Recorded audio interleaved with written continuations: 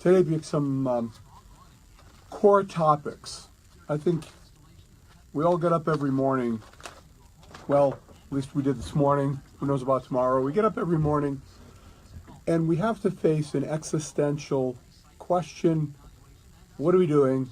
Why are we here? Where are we going? What purpose are we serving?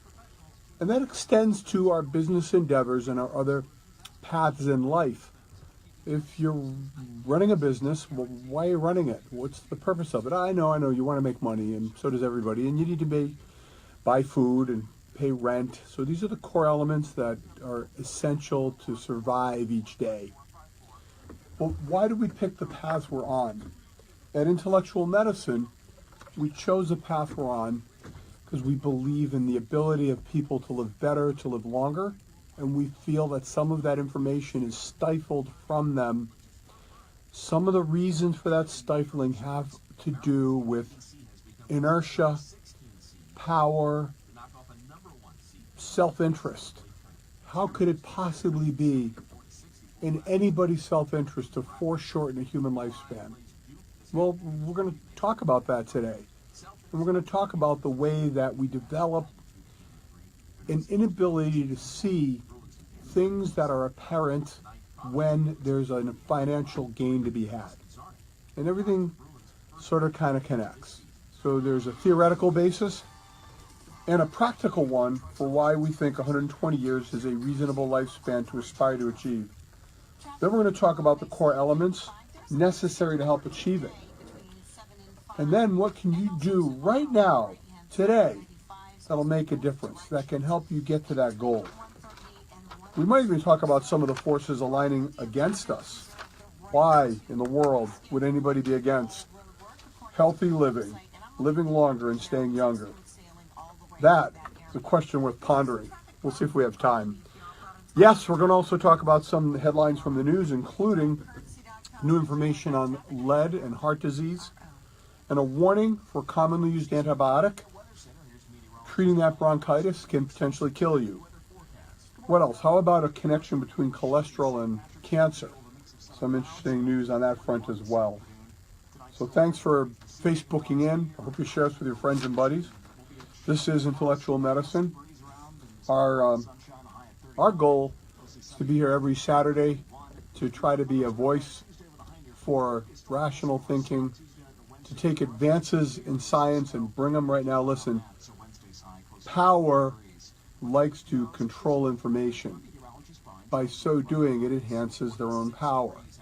Few things are more powerful than orthodox medicine. They have the ability to crush debate and divisive thought. The following program has been paid for by Dr. Stephen Petteruti. It is for entertainment and basic informational purposes only, and is solely responsible for its content. It does not reflect the views of Cumulus Media, WPRO, its management, or its staff. News Talk 630 and 99.7 FM, WPRO presents Intellectual Medicine with Dr. Petteruti. Join Dr. Petteruti as he guides people towards living a 120 lifespan while retaining youth. He'll apply logic, reason, and scientific evidence to address conditions that are killing vitality while protecting people from the harmful aspects of conventional medicine. Now, here's Dr. Steve Petteruti. Good morning, everybody. It's Dr. Petteruti. This is Intellectual Medicine. Intellectual Medicine, when we say, why not stay young? Why not live the 120-year lifespan? Why not make that your aspiration? Can you think of any reason why there would be opposition to the notion of targeting the 120-year lifespan? I mean, why not? Hey, if you had a choice to live 60, 80, 90, 100, or 120, and you had the option to keep your youth with you, I mean, who wouldn't take that option? Well, I did have one patient who was concerned. He said, Doc, if I live that long, how am I going to pay for it? Where's the money going to come from? It's a nice dilemma to have.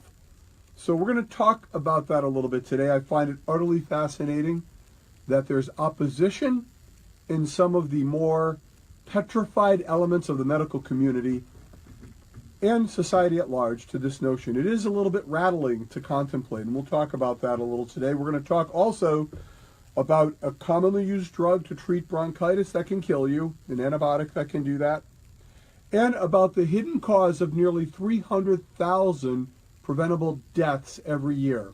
You'll likely not have heard about this anywhere except for here. So we're going to get rolling with all that this morning. It's just Tessa and I here. Good morning, Tessa. Happy St. Patrick's Day. And Shannon is up taking the kids skiing, so they're having a ball today. She's listening to the show as she takes Ethan up to Wachusett, where he's going to tear up the slopes with his incredible balance and athleticism. I like to watch people ski. I used to enjoy it more when I was more mobile, but now I think more about hitting the ground than I do enjoying the slope. But you know, St. Patrick's Day in our house, Tessa, my mom was Italian, my dad's Italian, but every St. Patrick's Day, by golly, we had corned beef and cabbage. I don't know why, but Mom felt the urge to just honor the day. And we choked it down dutifully as children. I sat there eating it, saying to myself, no wonder why they left Ireland. Is this what they fed them? This is awful. But it's a beautiful thing when you can celebrate everybody else's holiday because, you know, in a way, it is ours. Okay, so how much of me is Irish? Well, as much as an American celebrates it. So I used to think I was Italian growing up. I used to think that. And I'm Italian-American. I'm proud of my heritage. It's a phenomenal heritage. But I went to Italy, Tessa, and you know what I discovered? I discovered I'm not an Italian. I was like, what's up with these people? They don't speak English that well, and they're slow. They don't move the way we do. I was talking to a merchant. He was in the store, and he was admiring Americans for their work ethic and productivity. And he was lamenting the fact that you can't get things done in Italy. People just don't work the way they do back in America. And it occurred to me there's a reason why our forefathers left the country. And it was because maybe, just maybe, they didn't totally fit. And it was kind of cool to be in a place where you could be yourself, where you could pursue your freedom.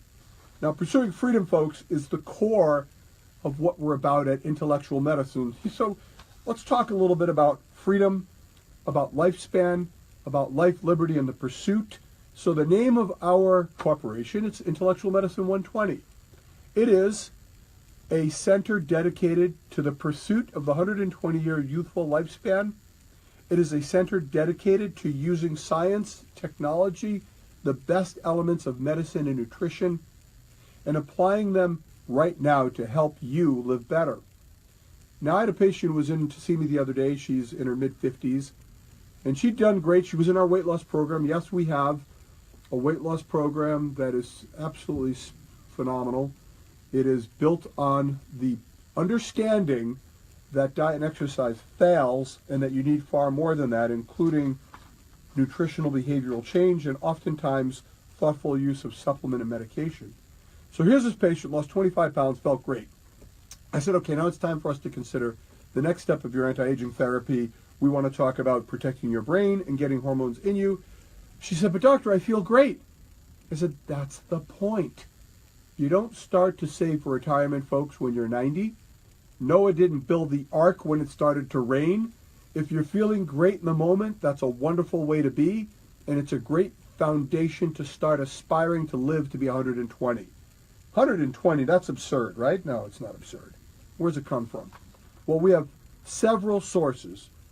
First among them, the fact that human beings have lived to be 120. Jean Calment, the woman from France, lived to be 122 years old. The oldest man on record lived to be 116. So, okay, potential established. How about other sources? Well, Genesis 6:3, quote, my spirit shall not abide forever in man, for he is flesh. His days shall be 120 years. Okay, Adam lived to be 800, I get it. But this is newer. This is after Adam kind of annoyed everybody and they decided to limit us to 120 years. How about science? There's something called the Hayflick equation. And this was an observation that our cells have the potential to divide approximately 50 times, or the cells in our body have a potential to live about 120 years.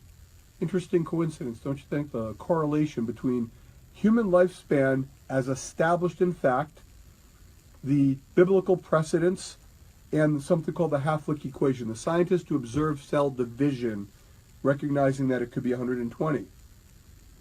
So we put these elements together, and we have to ask a question.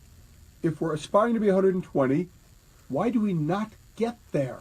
What gets in the way? Why are we dying? I'm going to put it this way, Tessa. Why do we die prematurely? If 120 is our potential, what's punching us out?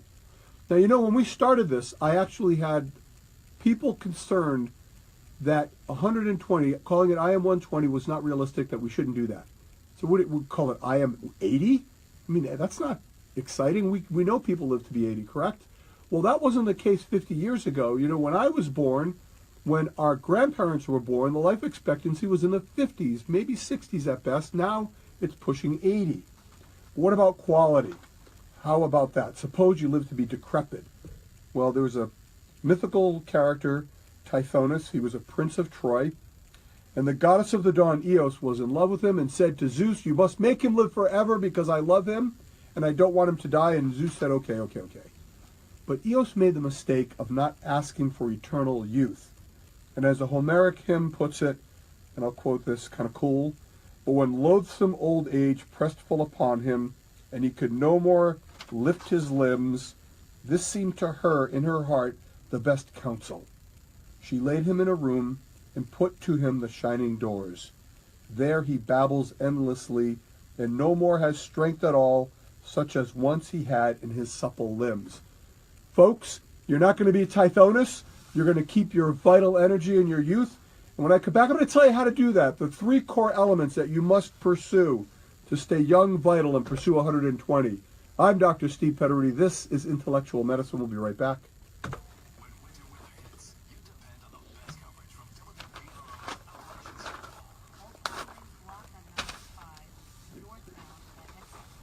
WPRO brings you the latest information about severe weather Tithonus. Tithonus is the subconscious fear that everybody has when it comes to old age. I am afraid I will become dependent, incapable, infirm. I'm afraid I will become weak of mind, weak of body. That's horrible. Many people would consider it a fate worse than death. It's avoidable. It can be prevented. Hey, bad things happen. There's no guarantee out there. But I'm going to put my odds on being proactive.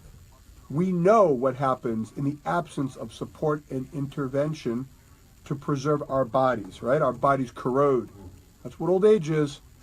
You're born, you get to reproductive age, and then you decline, you wither. That's the historical arc of life. That's what we are aspiring to redefine. Me and other anti-aging specialists like me are putting forward the option. It's your option. You don't have to do it. You can age the old way. You can shrink. You can wither. You can lose muscle. You can fall apart before you die, or not. You can do things that are going to help actively prevent it. Now, I'm talking about more than just not smoking and going for a brisk walk, okay? That's an important foundation piece. I get it. We got to way beyond that. We have to talk about hormones. We have to talk about detoxifying and protecting your brain and your heart from toxins that are being spewed into our environment every day, mostly to generate profit for companies that don't necessarily suffer the consequence of their own pollution. So we need to talk about that as well. And we can't sit around here waiting for the government to save us, waiting for the FDA to come out with the latest nutritional recommendations so we don't walk around morbidly obese, chronically ill. We can't wait for our civic governments to tear up the streets and get rid of the lead pipes that are pumping toxic lead-contaminated water into our homes. We need to take action. And we can. Look, change can happen on a cultural, societal level. The earth can get cleaner. Water can become more pure. Air can become more pristine. We need to continue our pursuit of all of these objectives, because we can do that and grow wealth concurrently.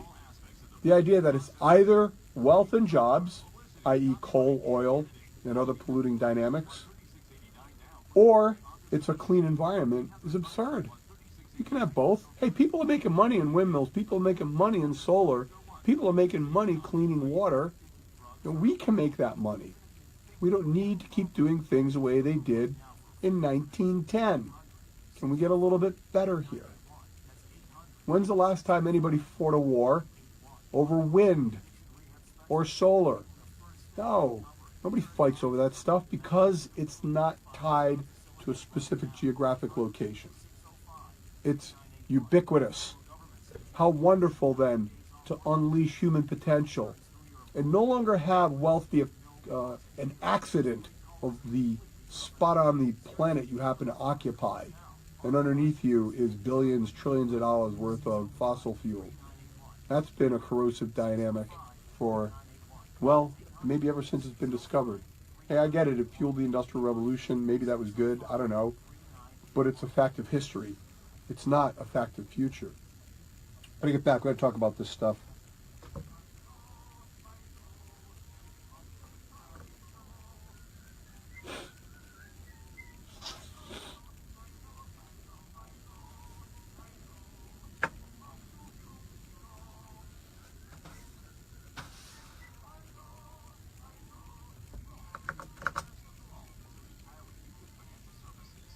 I like it. They're talking about retirement.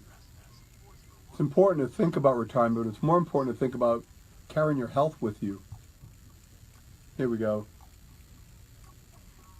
Now back to intellectual medicine with Dr. Petteruti. Call in now at 438-WPRO or 1-800-321-WPRO. That's right. I'm back. We are enjoying Tessa's favorite music here. Hi, Tess. I'm liking it. It's very cool.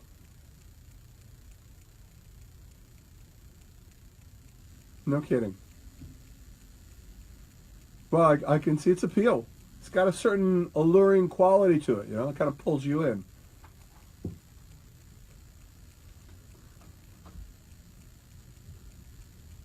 Yep, I could see that, but I like this better. I was never a big Prince fan. I don't know, he's a little screechy to me, but... Look, don't turn me off the air because of that, huh? Hey, we need to talk about this. You do have the power. I'm a pawn in your hands. I know that. We're back. We were talking about the 120-year lifespan, and everything kind of ties together from a macro to a micro level. We need to talk about the things that are corroding our health and our ability to live to be 120. And here's one. Here's one that connects to political and social and financial issues. And I had to talk about those stupid-ass cameras in Providence. They're killing people. You get these tickets, and it absolutely will elevate your blood pressure. I got one of these tickets, Tess. I was driving through the Washington, D.C. It was 4 o'clock in the morning. And about a month later, I get nailed with a ticket because I was doing, 10, 11 miles over a speed limit at 4 in the morning on a dead street. I felt violated. It was awful. Here's my question. Are people really worried about some dude rolling through a red light? Is this corrosive to our well-being? Is this why we need cameras? We have people being shot in Providence. We have safety issues at the Providence Place Mall. We have graffiti every place. Why don't we turn a camera on the graffiti and the crime? You're going to do cameras, do them to protect us. Don't do them to hassle law-abiding citizens with trivial violations. It's a money scam. Don't let them kid you. And furthermore, it's corrosive to health. You get one of these tickets, you got to lose a day of work. It's going to cost you money. You're going to go try to fight it. This is crazy. This is insane. We need to fight back and make these cameras just stop. All of the nonsense about it helping us and protecting us is BS. Get rid of the cameras. Here's another thing we need to consider. So no to the cameras. It's bad for your health. Another thing we need to consider. We've got, imagine a company that had liquid effluent oozing out of its factory every day. Imagine sludge running out of the factory through a pipe, and it smears all over the sidewalk. And imagine that sludge is carcinogenic. Would you not require the company to clean it up? Of course you would. Now, what about the energy production? What about the fossil fuels spewed into the air? They get off without having to pay a penny. And that's the reason why fossil fuels are so much cheaper, in quotes, than recyclables. The good news is that we have 7 turbines going up from a company called Green Development, that we have solar fields going in. We need to simply stop subsidizing cancer-causing fossil fuel. Now, we're talking about a 120-year lifespan. And Evelyn, if you hang in there, I'll get to you, but I got to hit these high points because this is critical to our listenership. You do not get to be 120 with your youth unless you do some critical elements. Number one, you've got to be replacing your hormones that are missing. Number two, you've got to live life at your best weight. And number three, you've got to detoxify your body. You've got to get lead out of your system. I'll add a fourth one. It has to do with facial anti-aging. Studies have tied mood, temperament, and happiness to the appearance of your face. And that's super critical. So heart, brain, cancer all must be avoided. Let's talk about this for a moment because we've got a preventable cause of death based on a study in the Lancet Public Health, as quoted by Simon Fraser, a lead poisoning researcher. Up to 300,000 deaths per year are connected to lead toxicity, causing heart disease, leading to death. And this, ladies and gentlemen, is by orthodox blood testing. Now, any amount of lead found in your blood is toxic, period, end of story. There is no safe cutoff. I feel that blood lead testing should be a routine part of your exam. Ask for it. It's not expensive. If there's any lead at all, that's a concern. Furthermore, testing the blood is not good enough. You have to test the lead that is stored in your body. Like we do at Intellectual Medicine, you must test what comes out in the urine after it's been pulled out from its hiding places in your bones and in your cells. Lead corrodes the heart, and it's toxic to the brain. Lead shrinks your brain. The more lead, the less IQ, the greater the risk of neurocognitive decline. And we're going to talk about, after I take Evelyn's call, we're going to talk about the connection between lead, bone, and dementia. So step one, ask for blood lead testing to be done. Step two, get your heavy metal testing done. We do this every day. Intellectual Medicine in East Bay with Dr. Michael Souza. They have their grand opening. It's going to be March 31st. It's a Saturday from, I think it's like 4 to 7. And Shannon and I are both going to be there to salute Dr. Souza and his courage in launching into this field. He's already up and running and seeing lots of patients there. It's a wonderful thing. But I want to talk more about lead. But first, Tessa, let me take Evelyn's call. Good morning, Evelyn. You're on Intellectual Medicine with Dr. Petteruti.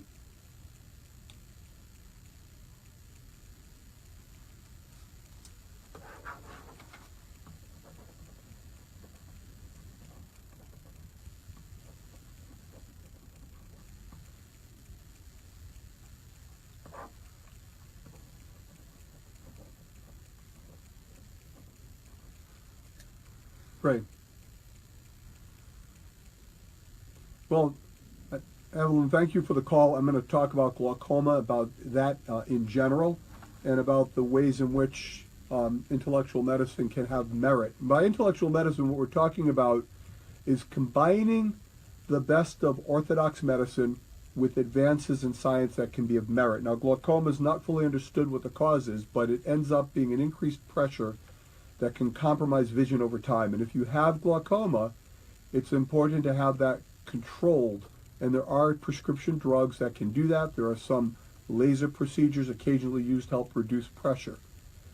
But why does it start, and what other elements seem to contribute to it? Part of the theory emanates from a collection of free radicals that can generate inflammation in the body. And although it's not known to be a cure nor treatment for glaucoma, whenever we see ocular issues starting to manifest, we focus on aggressive antioxidant therapy, not only with oral vitamins, but with intravenous antioxidants. Now, macular degeneration is another ocular condition that corrodes vision. This has to do with the deterioration of the back of the eye where vision is generated, and that connects to the quality, elasticity of the collagen in the tissue and the blood supply, the capillary blood supply to the macula. Chelation therapy has been shown to help reduce heart attacks and strokes in people with heart disease, especially diabetics. Although it's not proven yet to be a cure for macular degeneration, it's a reasonable consideration to apply to help improve arterial health, to help enhance antioxidant support, in order to sustain capillary health. So everything in the body comes down to capillaries, these little tiny microscopic arteries that supply our cells with oxygen, with food, and with other essential nutrients. So the short answer, Evelyn, keep doing your current treatment. Thanks for the call. And also consider adding in these antioxidant elements that can be helpful, as well as things to preserve elasticity of our body. So we were talking a moment ago about lead and about the way it's ubiquitous. We've got lead every place in the body, in the world, I should say. It's in the air, it's in the water. There are lead pipes bringing water to your house. There's lead in lipstick and makeup. There's lead in the food you eat. It's soil. It comes up through plants. We have to get the lead out in order to protect our brain. Now, there's a connection between gender and dementia. We're going to talk about that. Why do women get more dementia than men? What can they do to stop it? And what antibiotic do you need to be careful of if you have a sickness, the bronchitis, the antibiotic that can cause death? We'll talk about that when we come back. But next up, we've got Doug Lizette from the Revolution Softwatch News Center with today's headlines. Hey, Doug. Good morning, Doctor. Attorney General Jeff Sessions fired former FBI Deputy Director Andrew McCabe, who's a longtime target of President Trump, and McCabe was just 2 days away from retirement. Okay. So here's part of the problem. You live your life in a bubble of hopefulness. I'll be okay. Bad things probably won't happen to me. But the odds are against us getting out of this life without some calamity. And we can change those odds if we take action when we're well. Glaucoma is a bad player. When you have it, it's much harder to address than living that anti-aging lifestyle that is going to help make it less likely to occur. We talk a lot about free radicals and inflammation. Free radicals are those molecules that are lacking an electron. They're unstable. They bounce into other molecules in your body looking to balance themselves with an electron. On a certain level, they're essential to life. Free radicals and inflammation are part of our immune reaction and can kill bad things. But left unchecked, those free radicals can accumulate and create a toxic environment for our body that corrodes our cells. Now, fortunately, we make antioxidants. Our body makes them every day.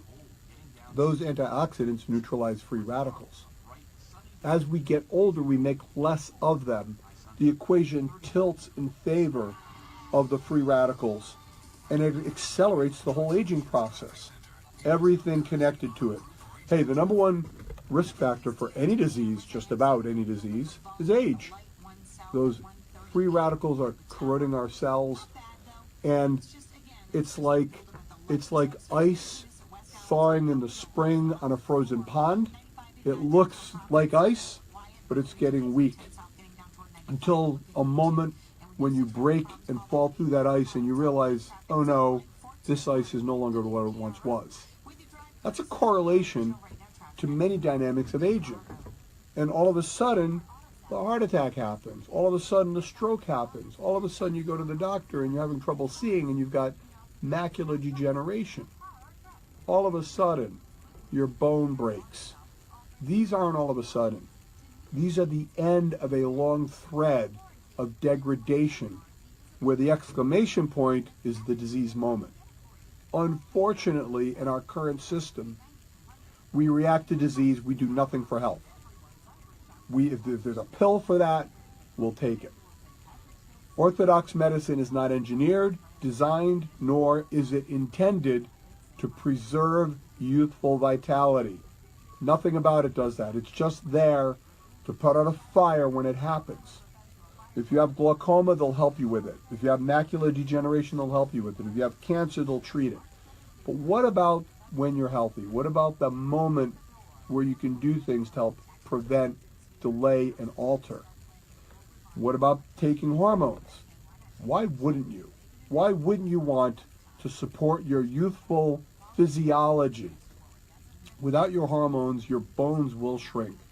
Your muscles will shrink. You will lose height. Your genitalia will shrink. Your brain will slow down. Your skin will become less elastic. Why Would you allow that to happen to yourself when it can all be prevented? It's simply a matter of finding the right clinician to balance these hormones thoughtfully.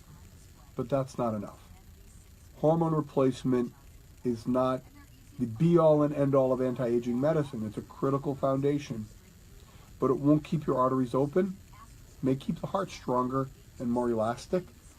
That's why we have to turn our attention to why, in America, do we have over 50% of adults greater than 50 years old with hypertension. Why? When in developing countries, that rate is less than 5%. Maybe, just maybe, it has to do with some of the toxins we're absorbed and exposed to. Maybe it has to do with the eating patterns that we've been led into through mass marketing, through physician ignorance and neglect. By that I'm talking about the epidemic of obesity and your doctor's inability to help you with it. Unless your doctor has unique skills, talents, and has pursued special training, they're likely to tell you to diet and exercise. Are you kidding me? They've been saying that since 1930. It never has worked. Never. Oh yeah, you'll lose some weight, but it's coming right back. It's more complicated than that. Losing weight and keeping it off is the single hardest thing to do in all of medicine. One of the most complex interactions necessary to achieve that goal. We do it every day at Intellectual Medicine. Don't waste your time and money. Just come see us. We'll take care of you. It happens all the time, though. We see people that have failed everything else, or I should say, in whom everything else has failed them. And it's upon those individuals that we build our success. Why do they delay coming to see us? Well, because they're told all you got to do is exert a little bit of willpower, you'll be good to go. Nonsense. Willpower in the face of delectable carbohydrates is foolishness. There's a stronger way, a better way. So let me get myself refocused. We'll come back on air in a moment. We were just talking about lead, hormones, brains, toxic oil, clean coal. We got clean coal. Are you kidding me? Said it's like a non-smelling fart. It's just a little bit poisonous.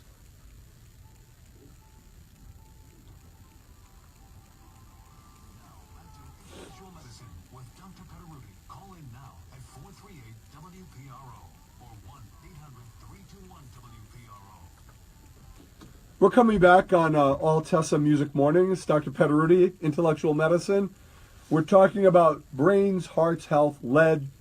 We're talking about oil. We must collectively resist the lazy temptation to build more oil plants. But right now, today, in this moment, there are things that you can do that are going to help protect your brain. We're talking about lead. We're talking about chelation. Chelation is a procedure by which heavy metals are removed from your body. Lead, cadmium. Cadmium is a carcinogen. Lead corrodes brain. There's an inverse correlation between lead amounts and your intelligence quotient, your IQ. Now a study has validated that women have more dementia than men. Now why would that be? Why would women have more brain corrosion than men? In part, one theory is that they have more bone corrosion. Now what happens to lead? It goes in your body, it does not come out. Your body has no mechanism to metabolize it. It just gets buried in your bones. 90% of the lead in your body is hidden in the bone. The rest is in cells. As you age and your bones corrode, if you're not doing hormone therapy, that lead gets released and becomes more toxic and lands in the brain where it can corrode the intellect. So we feel a critical moment, a critical element of brain protection is chelation. Now, you can't start this when you're 80 and your brain is already starting to corrode. It's always helpful to intervene. It's always beneficial. But the best time is starting it when you're younger. The earlier, the better. A lifestyle of detoxifying, a lifestyle of regular chelation therapy. If you're young and healthy, you can do one a month and you'll pull lead out of your body. I did a lead test on a gentleman. He'd been with us now for about 14 treatments of chelation, and his lead was reduced by 50%. Now, I cannot guarantee you you're not going to get demented if you take out lead, but I can guarantee you that lead is a pure toxin. It has no business being in your body. And unless you take action, you'll not get rid of it. You cannot take false comfort. False comfort. It's when you're doing something because you think it's good for you and it does no merit. Taking comfort because you're not exposed to lead that you're aware of is ignoring its sources. Another false comfort. Taking vitamin D and calcium thinking it'll help your bones. Nonsense. If your doctor tells you, oh, you've got a little osteoporosis. A little osteoporosis. Is that like being a little bit pregnant? Hey, we know what comes next. I was just reflecting on this. The big elements of anti-aging. We were talking about Tithonus, the mythical character who corroded as he aged. You don't want to be that person. People look at me and say, God, I don't know if I want to live to be 100, doctor. And they envision weak, infirm, decrepit, brain-corroded existence. That's not the way forward. How about maintaining your vitality, your face, your muscles, your bones? That's the element that will help us. Yes, lifestyle is important, right? You don't get there by smoking and being sedentary. But you got to do more than that, and the hormones are a cornerstone. They will preserve your bone. Why would you not put hormones back in your body that are leaving your body? They will preserve your bone, preserve your muscle. Without hormones, you will shrink in height. Genitalia will fade. Sex drive will dissipate. I frequently I saw a woman recently, she was in her mid-30s, had a child, was starting to feel tired, had gained 15 pounds. Okay, it's not catastrophic, but boy, if you're growing out of your clothing and you've put on 15 pounds, that's a horror show. You're starting to lose self-esteem. You're starting to become less appealing in your own eyes. That's very relevant. And in this case, a woman had also completely lost her sex drive. That's not normal, folks. You should carry a healthy libido to your grave, and if it's not there, it deserves investigation, hormonally, medically, and otherwise. Get the hormones in you, save your bone. That's critical. Get the lead out of you, save your brain. That's critical. Live at your best weight. You can't get to be 120 chronically overweight, and it's not just your body number, it's the percentage of fat. Those are the cornerstones of anti-aging, and we deliver them through intellectual medicine every day. Weight control, hormone replacement, detoxification, and underneath it all, what we describe as anti-aging primary care. That's right, Dr. Souza and I can be your doctor if that's your choice, or service you in these other arenas. Connected to the hormones, we have a question up from Marilyn in Providence. Marilyn, you have a question about birth control. Welcome to Intellectual Medicine with Dr. Petteruti.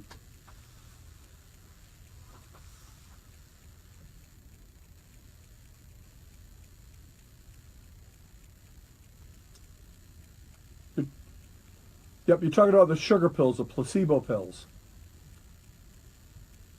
That's right. So most birth control pills have a package with a pill that you take every day. Now, in a normal menstrual cycle, the hormones ebb and flow. And when you're menstruating, the pills you're taking in most of these birth control packets are sugar pills. And they're done like that in order to make sure you're taking the pill every day. But Marilyn, we're going to put you back on because there was another part to your question, I believe. Marilyn, you there? Yeah.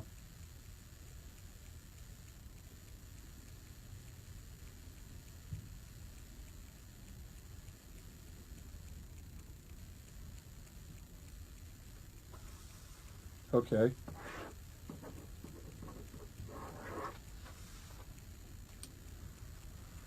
Right. So you're talking about you went from birth control pills to your male friend. Let me suggest that he not take birth control pills. I don't think that would be in his interest. Okay. Okay, good.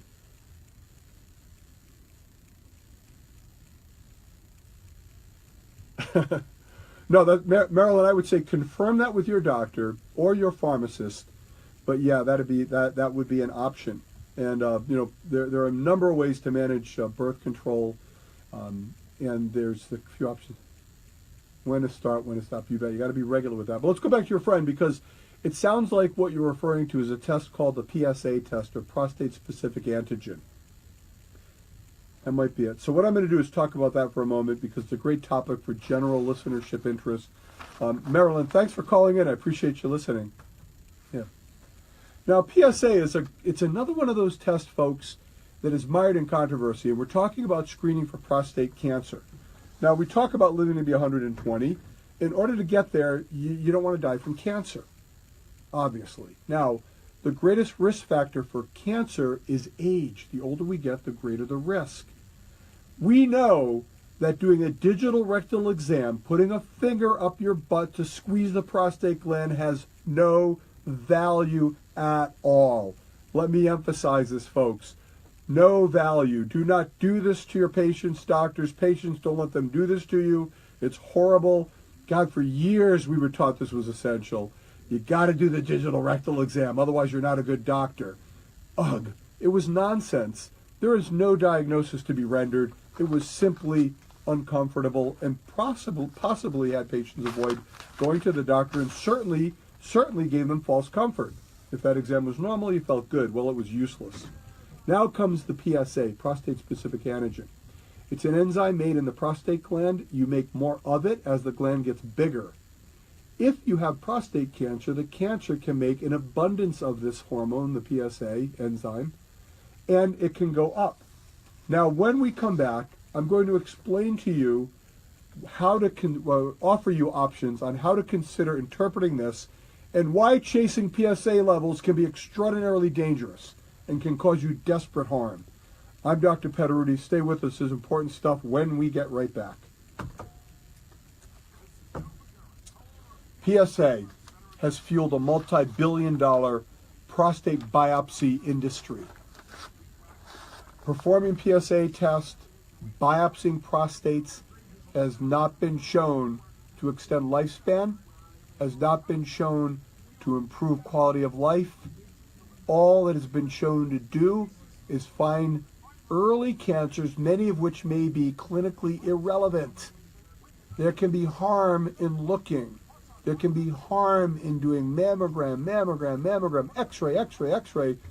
There can be harm in doing CAT scan, looking for cancer with agents that cause cancer. Or in the case of prostate, with intrusive exams that cause harm, damaging the prostate, inflaming it, and for all we know, instigating cellular changes that can be harmful. How do we know that sticking needles all over your prostate is good for you? I tell you, it's miserable. People who've had it done do not like it. Now, there are some circumstances where it may be utterly necessary, but it needs to be contemplated very carefully.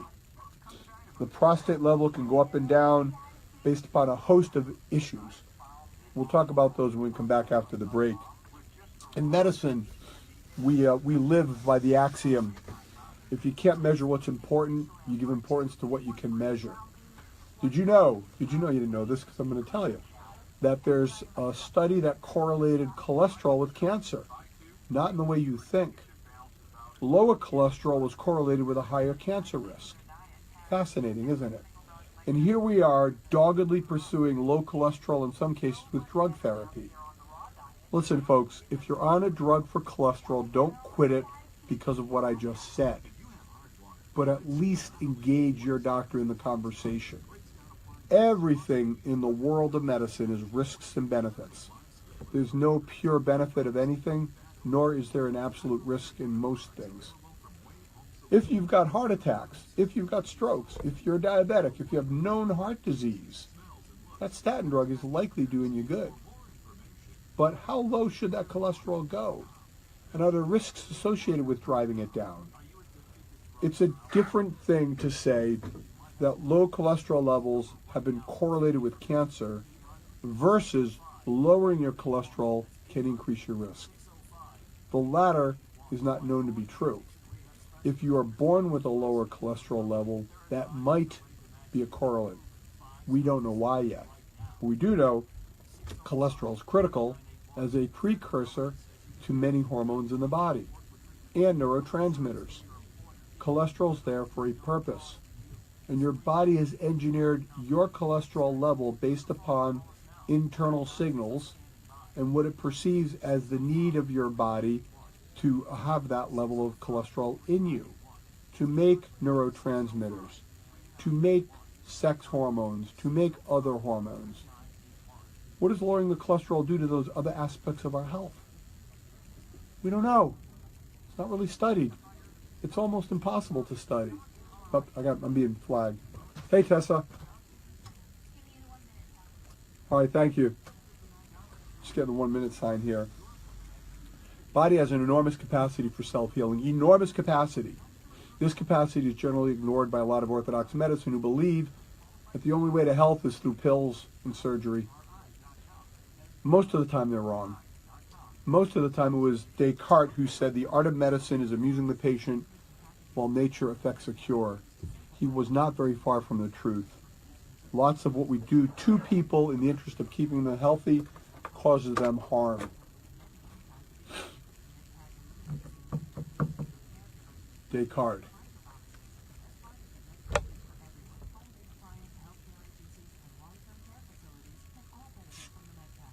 Saw the headline, we're going to go to Mars. Man, mark me absent. Last time I checked, they got no trees. Got nothing.